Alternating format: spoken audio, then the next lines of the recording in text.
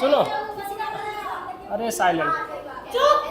आपने कभी कभी मूवीज़ में देखा होगा कि गवर्नमेंट को या किसी प्राइवेट कंपनी को या किसी चीज़ को मतलब एक तरह से सबक सिखाने के लिए या और किसी उद्देश्य से कह देते हैं, अपील करते हैं कि कोई भी हाँ नाई, धोबी, दूध वाले या ऑटो वाले, है ना, सब हड़ताल पर रहेंगे, है ना।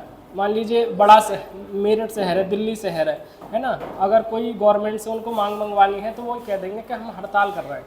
बस की हड़ताल हो गई, है ना, बसों की बसों की हड़ताल हो गई तो सारा काम ठप हो जाएगा, अस्त व्यस्त हो जाएगी, लोग एक स्थान से दूसरे स्थान पर नहीं जा पाएंगे। इस तरीके से ये होती है हड़तालें, है ना। अपनी मतलब पर्पज यही होता है कि अपनी मांगों को मनवाने के लिए, अपनी मांगों को मनवाने के लिए। हाँ, उसको तालाबंदी बोलते हैं। कंपनी का मालिक ही खुद कह देता है चलो तुम, ठीक है। तो उसी आगे बात समझ में।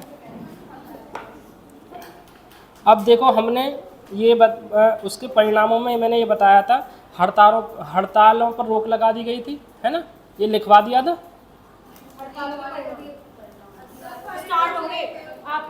परिणाम, अच्छा हाँ, तो उसमें ये था परिणाम में, एक तो जो हड़तालें थी उन पर क्या लगा दी गई, रोक लगा दी गई, यानी कि कोई व्यक्ति हड़ताल नहीं करेगा, कोई भी व्यक्ति हड़ताल नहीं करेगा। अगर हड़ताल देखी गई तो उन्हें पनिशमेंट दिया जाएगा, जेल में डाल दिया जाएगा, कुछ भी किया है। और विपक्षी नेताओं को जेल में डाल दिया गया, विपक्षी नेताओं को जेल में डाल दिया गया, सारे जो विपक्षी नेता थे उनको जेल में डाला गया। और प्रेस की आज़ादी पर रोक लगा दी गई, प्रेस की आज़ादी पर रोक लगा दी गई, है ना। प्रेस की आज़ादी पर रोक लगाने का मतलब है, अगर समाचार पत्र कोई भी सूचना छापना चाहते हैं तो पहले सरकार की अनुमति लेनी होगी। दोबारा समझ लो, प्रेस की आज़ादी पर प्रतिबंध लगाने का मतलब है कि अगर समाचार पत्र किसी चीज़ को छाप रहे हैं तो पहले सरकार की अनुमति लेनी होगी। इसी को नाम दिया गया प्रेस सेंसरशिप। क्या नाम दिया गया? प्रेस सेंसरशिप, है ना। उस समय जब ब्रिटिश पीरियड था उस समय प्रेस पर बहुत ज़्यादा सेंसरशिप होती थी, है ना। और 1878 में, है ना, एक ये ऐसा एक्ट आया था कि जितने भी नेटिव लैंग्वेज में समाचार पत्र छपते हैं उनको सब पे बैन लगा दिया गया था। नेटिव का मतलब है जो लोकल लैंग्वेज में समाचार पत्र छपते थे, हिंदी में, बंगाली में या कन्नड़ में, है ना, केवल किस में छपेंगे? अंग्रेजी में, है ना। तो उसका पर्पज़ ब्रिटिश गवर्नमेंट का ये था कि अंग्रेजी उस समय कुछ ही लोग समझते थे, है ना। तो ज़्यादा से ज़्यादा बात लोगों की जो रेवोल्यूशनरीज हैं, फ्रीडम फाइटर्स तक, है ना, उन तक मतलब लोगों तक, आम जनता तक ना पहुँचे, है ना। इसलिए उन्होंने सेंसरशिप लगा दी थी। तो इसीलिए कि ज़्यादा से ज़्यादा, इंदिरा गांधी ने भी इसीलिए लगाई थी कि ज़्यादा मतलब आम लोगों के पास ज़्यादा सूचनाएं ना पहुँचे। ठीक है, प्रेस सेंसरशिप समझ में आ गई? ठीक है ना। और गवर्नमेंट ने क्या किया, राष्ट्रीय स्वयंसेवक संघ RSS और जमात इस्लामी पर प्रतिबंध लगा दिया, क्योंकि ये उस समय के बड़े संगठन थे, उस समय के मतलब आज भी बड़े संगठन है, आज भी ये बड़े संगठन है, तो इन पर रोक लगा दी थी। और धरना प्रदर्शन और हड़तालों की को भी अनुमति नहीं थी। ये पॉइंट हम पहले डिस्कस कर चुके हैं, ठीक। और सरकार ने क्या किया, निवारक नज़रबंदी का इस्तेमाल किया। किसका किया? निवारक नज़रबंदी का इस्तेमाल किया, ठीक। निवारक नज़रबंदी का मतलब है कि लोगों को इस आशंका से गिरफ्तार किया जाता है कि वह कोई अपराध कर सकते हैं। मान लीजिए पुलिस को लग रहा है खुशबू गड़बड़ कर सकती है कुछ, है ना। कौन से सर? ऐसे तो सब पकड़ के जेल में डाल देंगे, है ना। हाँ मैं आ रहा हूँ बस, ठीक है। सुनो, है ना, निवारक नज़रबंदी की बात कर रहे थे हम। ये उस समय ये ब्रिटिश पीरियड के बनाए हुए कानून हैं और बाद में भी इन्हें जारी रखा गया है। ऐसा होता है कभी कभी मतलब बिना अपराध पुलिस को ये लग रहा है ना कि हाँ भाई खुशबू अपराध कर सकती है ना, तो ठीक है। हाँ, और या बबीता जो है डिस्टरबेंस फैला सकती है समाज में, है ना। तो इनको क्या कर लिया जाएगा, गिरफ्तार कर लिया जाएगा। और मतलब कोई फाइल चार्ज नहीं होगा, ऐसा नहीं है कि मतलब कोई धारा लगा दी 4-5 दिन या 2 दिन, जब उन्हें लगेगा कि अब शांति है तो इनको छोड़ दिया जाएगा। ये होती है निवारक नज़रबंदी, है ना। मतलब आशंका पर ही गिरफ्तार कर लेते हैं कि हाँ भाई ये आशंका है, ये गड़बड़ कर सकती है बबीता, है ना, तो इसलिए इसको गिरफ्तार कर लिया जाए। ठीक है, इस तो निवारक नज़रबंदी में सबसे ज़्यादा किसको, राजनीतिक जो कार्यकर्ता थे, कौन थे, राजनीतिक कार्यकर्ताओं को क्या कर लिया गया, गिरफ्तार कर लिया गया। ठीक, और वो बंदी प्रत्यक्षीकरण याचिका का सहारा नहीं ले सकते थे, है ना। बंदी प्रत्यक्षीकरण मैंने बताया था, बताओ वर्ष आई थी तुम परसों, है? अनुष्का नहीं आई थी, अनुष्का स्कूटी पे घूम रही पापा के साथ में परसों, है ना। बताओ कौन बताएगा बंदी प्रत्यक्षीकरण, बताओ कशिश तुम बताओ।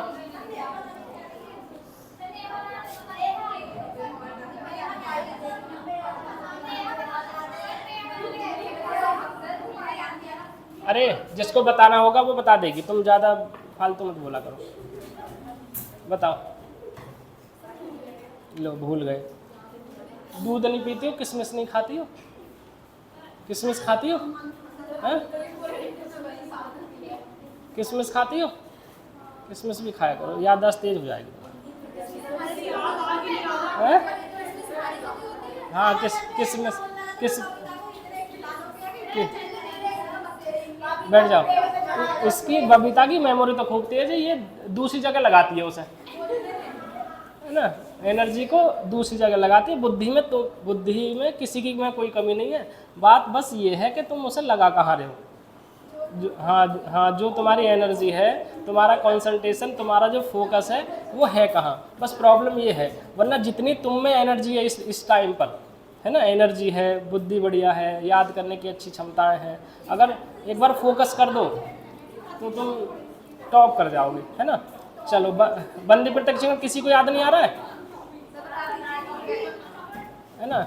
सुनो, बंदी प्रत्यक्षीकरण का मतलब मैंने ये बताया था कि अगर पुलिस किसी व्यक्ति को गिरफ्तार कर लेती है, पुलिस किसी व्यक्ति को गिरफ्तार कर लेती है तो 24 घंटे के अंदर अंदर उसे पास के जिला मतलब कोर्ट में उसको प्रस्तुत करना होगा, मतलब जेल में उसे बंद नहीं रख सकते हैं।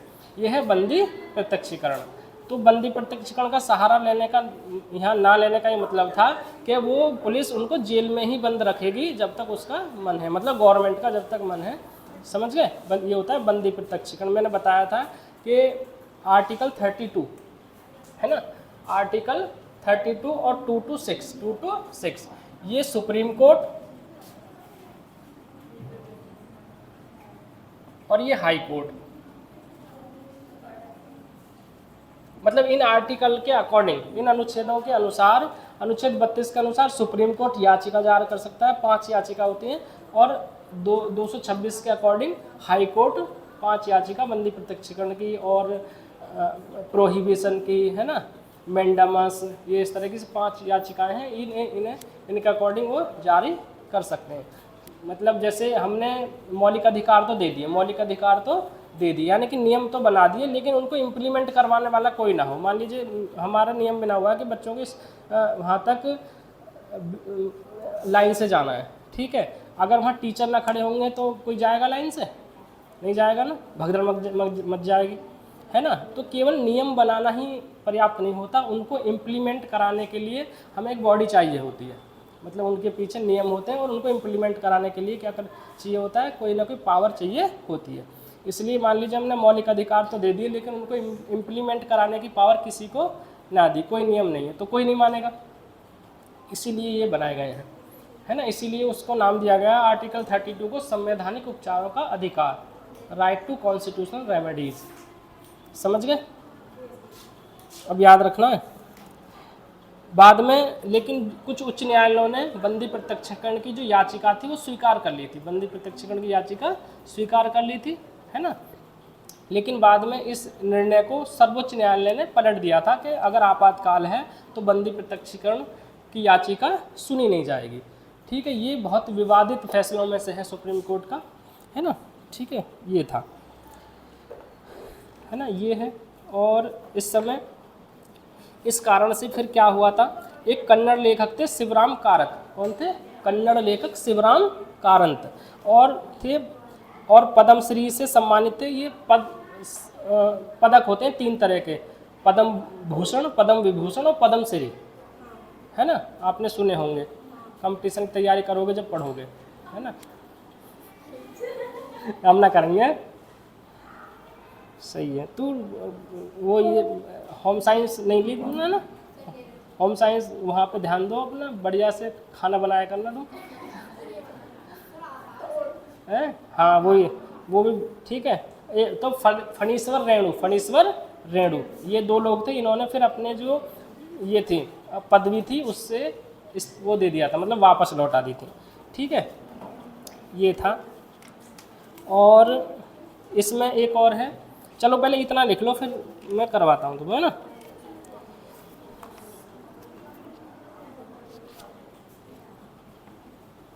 जल्दी जल्दी से लिखना है।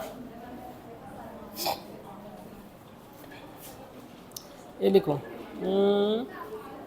ये हड़तालों पर रोक लगा दी गई, ये लिखा जाएगा ना? लिखो, हड़तालों पर रोक लगा दी गई।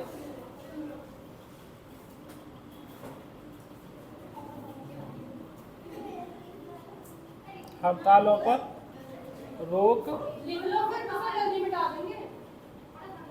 लगा दी गई।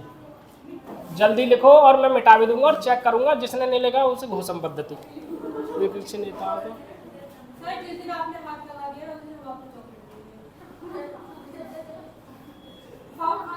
विपक्षी नेताओं को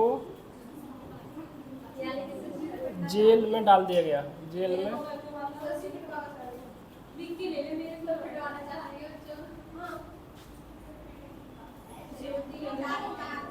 जेल में डाल दिया गया। प्रेस की आज़ादी पर रोक लगा दी गई। प्रेस की आज़ादी पर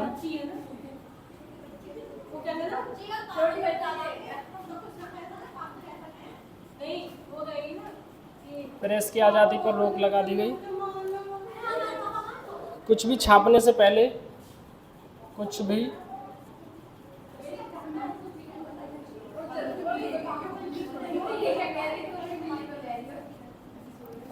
छापने से पहले सरकार की अनुमति लेना जरूरी है। सरकार की अनुमति लेनी जरूरी है। ठीक है। और इस चीज को क्या कहा गया, मतलब इन दोनों को मिलाकर प्रेस सेंसरशिप, इनको क्या कहा गया? प्रेस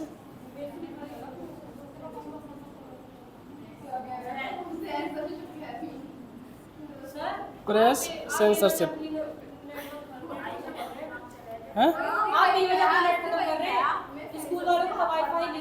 अरे चल नहीं रहा था 2 दिन से।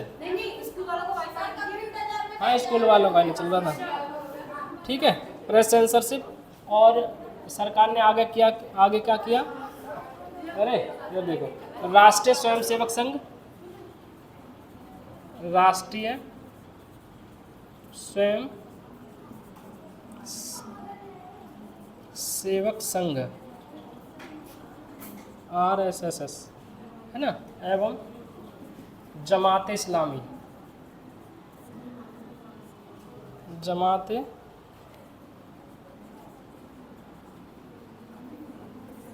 जमात इस्लामी पर प्रतिबंध।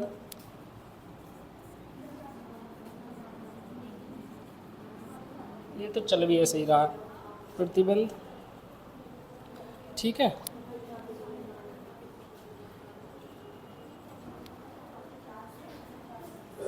ये हो गया।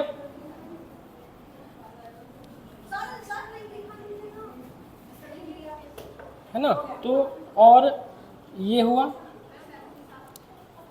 है ना, ये और लिख लो यहाँ, धरना प्रदर्शन, धरना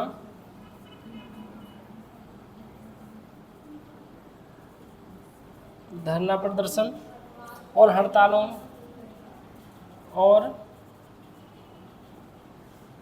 हड़तालों की भी अनुमति नहीं थी, अनुमति नहीं थी। अरे विनीता क्यों नहीं आ रही है? हैं? तबीयत खराब है? क्या होगा सर? और आगे लिखो, है ना, 2 लाइन छोड़ के लिखना, 2 लाइन छोड़ के लिखना। सरकार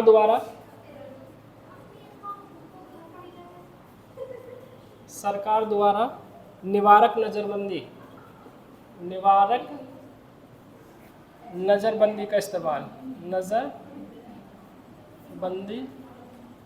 का इस्तेमाल, ठीक है। सरकार द्वारा निवारक नज़रबंदी का इस्तेमाल किया गया। इसका क्या मतलब था? इसका क्या मतलब था कि लोगों को इस आशंका से गिरफ्तार किया जाता है, लोगों को इस आशंका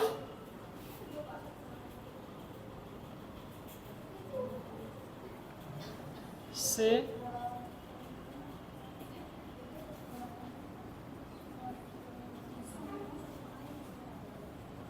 किया जाता है, लोगों को इस आशंका से गिरफ्तार किया जाता है कि वह कोई अपराध कर सकते हैं, कोई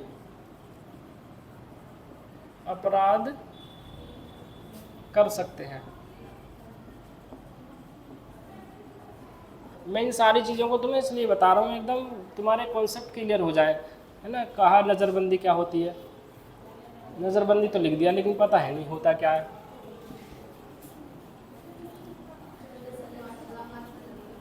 हैं?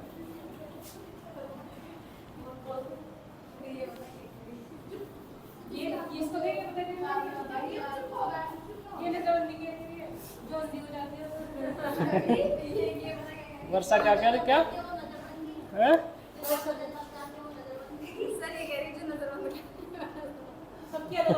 हाँ तो इसीलिए तो कॉन्सेप्ट क्लियर कर रहा हूँ, जो नज़र बंद कर लेता है वो नहीं होता, ये होता है नज़रबंदी। सही है, ठीक है। तो इसमें जब नज़रबंदी कर दी गई तो क्या हुआ, राजनीतिक कार्यकर्ताओं को गिरफ्तार किया गया। क्या किया गया? राजनीतिक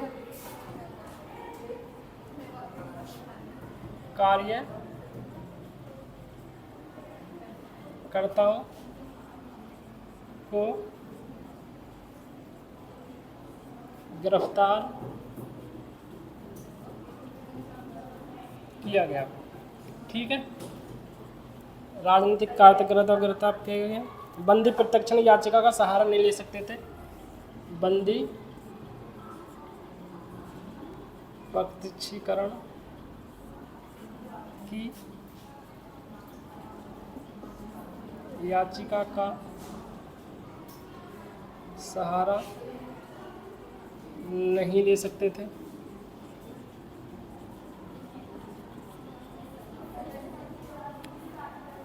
बंदी प्रत्यक्षीकरण की याचिका का सहारा नहीं ले सकते थे, ठीक। अनेक उच्च न्यायालयों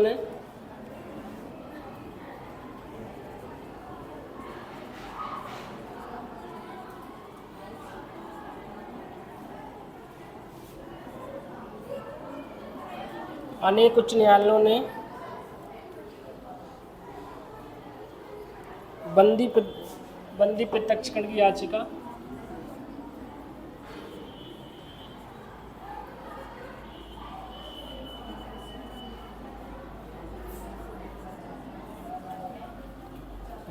स्वीकार कर ली।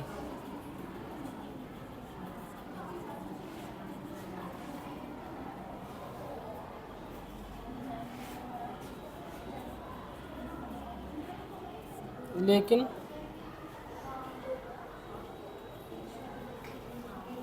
अप्रैल 1976 को, अरे दिख रहा है, हाँ ये दिख नहीं रहा है ना, चलो अभी डालेंगे। अप्रैल 1976 को, अप्रैल 1976 में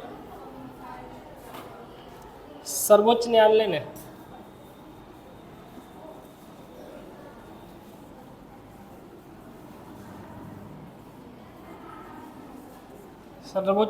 ने उच्च न्यायालयों के फैसले को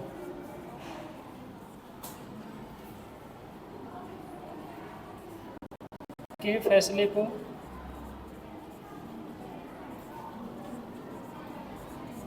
फैसले को पलट दिया।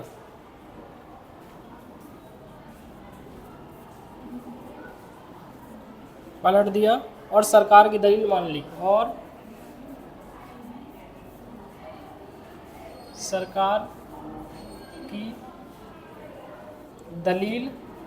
ली।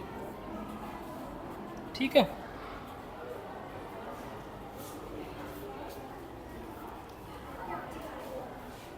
दलील मान ली। चमक रहा है?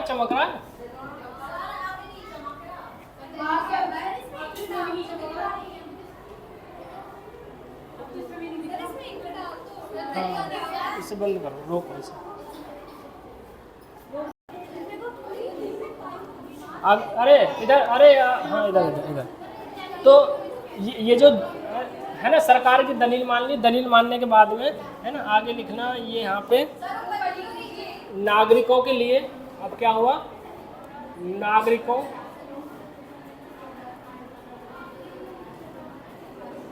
नागरिकों के लिए अदालत के दरवाजे बंद हो गए। अदालत के दरवाजे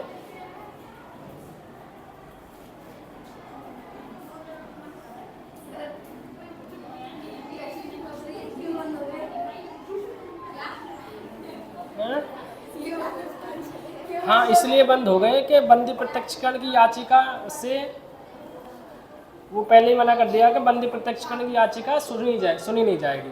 उच्च न्यायालयों ने फिर भी जो ये याचिका थी उसकी सुनवाई कर ली, है ना, वो एक्सेप्ट कर ली कि भाई तुम्हें क्यों गिरफ्तार किया गया है ना, कि उन्होंने, उच्च न्यायालयों ने स्वीकार कर ली। लेकिन सर्वोच्च न्यायालय ने कहा कि अगर आपातकाल लगा हुआ है तो जो बंदी प्रत्यक्षकरण की याचिका है वो कोर्ट उस पर सुनवाई नहीं करेगा। जब सुनवाई नहीं करेगा तो वो जेल में ही बंद रहेंगे, या कोई दूसरा व्यक्ति ये पूछने नहीं जा सकता है कि भाई क्यों बंद कर रखे हैं, है ना। तो इसलिए अदालतों के दरवाजे बंद हो गए। उस समय के लिए बंद हो गए जब आपातकाल था। आगे बात समझ में? ठीक। और ये लिख लो, यह फैसला सर्वोच्च न्यायालय के, यह फैसला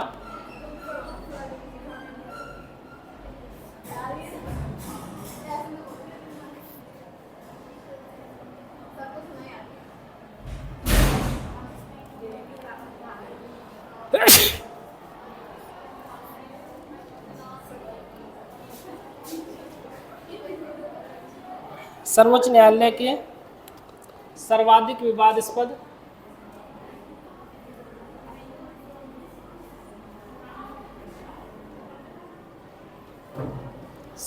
विवादास्पद फैसलों में से माना गया।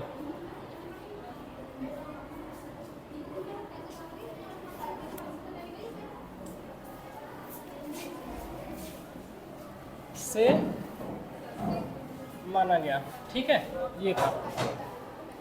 बबीता ये बताओ जरा, इमरजेंसी कितनी, खड़ी हो जाओ। भारत में आपातकाल कितनी बार लग गया है? 3 बार। ईयर बताओ।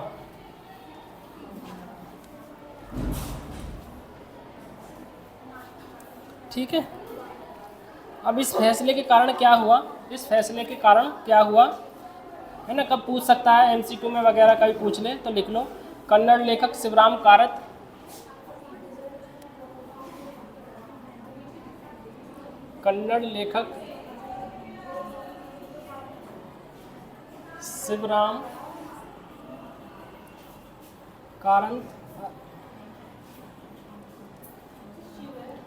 है ना, और पद्मश्री से सम्मानित,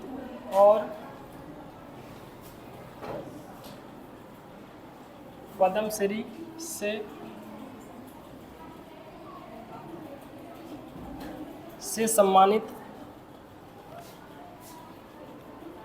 फणीश्वर नाथ रेणु।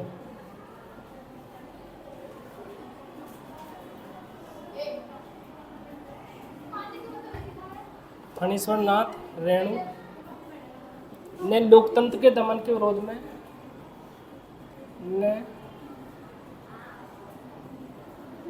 लोकतंत्र के दमन के विरोध में, अपनी अपनी पदवी लौटा दी, अपनी पदवी लौटा दी। ठीक है।